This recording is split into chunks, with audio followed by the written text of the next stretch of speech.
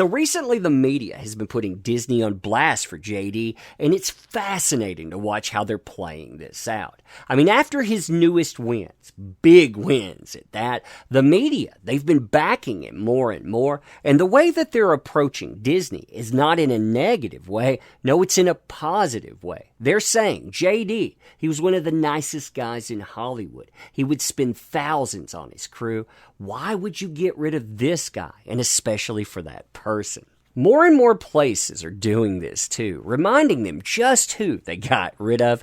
And the fascinating thing about this, it doesn't just speak to the guy that they decided not to back. There's also this as of yet unspoken question. I note as of yet because as we see more and more media turning on that nameless person, mark my words, they will become emboldened. They will start turning on that nameless person. The ones that shill and back, they'll still back, but more and more of them, they'll start asking hard-hitting questions. And Disney, they're going to get this. Why are you backing the person that threatened to sue you over the person that made you $13 billion and counting?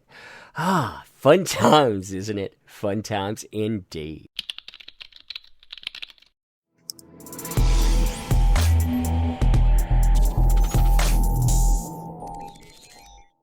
So hey there to all you fine folks on this fine day, by the way. I hope you are doing excellently.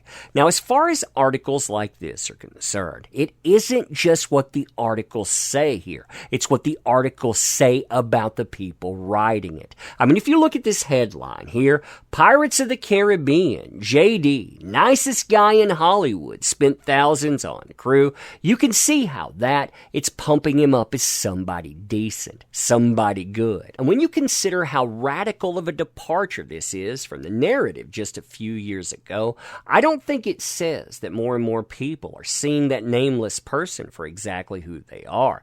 I think they already knew exactly who that person was. They were just afraid to talk about it. I mean, then you had things like this, backing the move by Disney. Exclusive, hide the rum. JD is out as Jack Sparrow in Disney's Pirates of the Caribbean film franchise as actors battles financial issues and personal drama.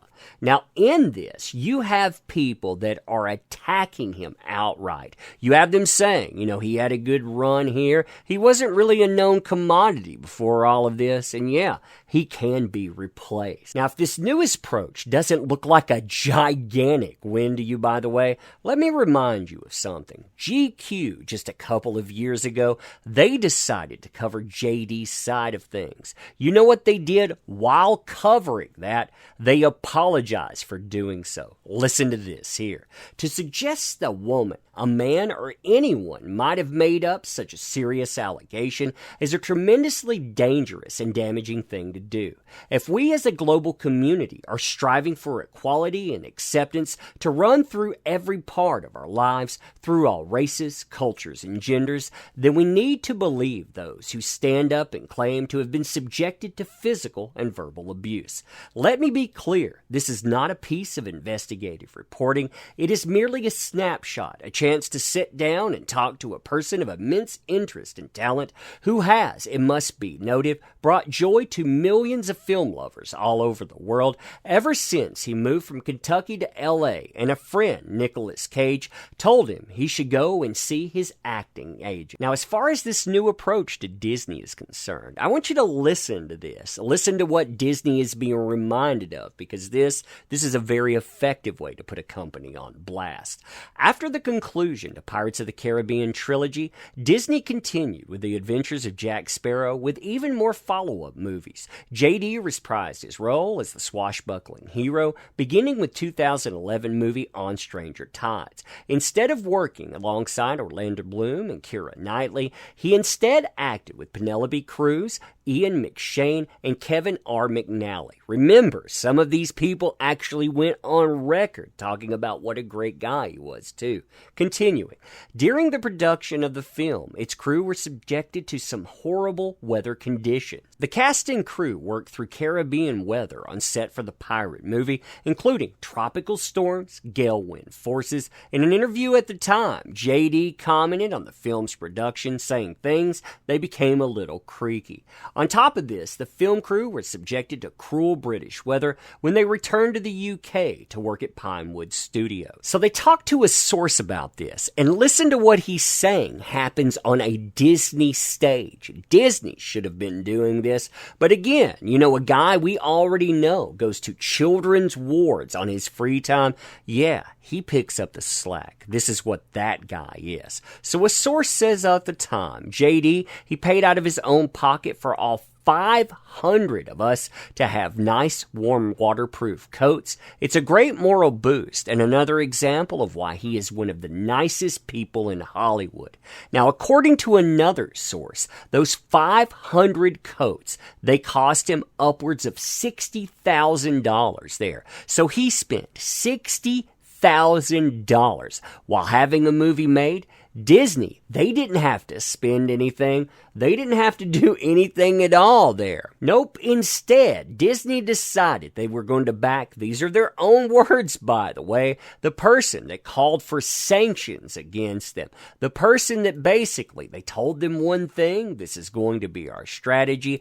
Then they pulled, in their own words, a bait and switch. Yeah, person threatening to take you to task. Person that tried to trick you. Versus the person that spent money out of their own pocket while again making you $13 billion and counting. Now, other places, they've taken this even further, reminding the Disneys and the other companies like Warner who exactly the employers are out there. And you know who those folks are? Yeah, they're not the Disneys. They're not the Warners. They're you and I. And this, it comes from JD's own words. As for JD, he told the Sunday Times his fans are the one and only employer. Quote, they have always been my employers. They are all our employers. They buy tickets, merchandise. They made all of those studios rich, but they forgot that a long time ago. I certainly haven't. I'm proud of these people because of what they are trying to say, which is the truth. The truth they're trying to get out, since it doesn't in more mainstream publications.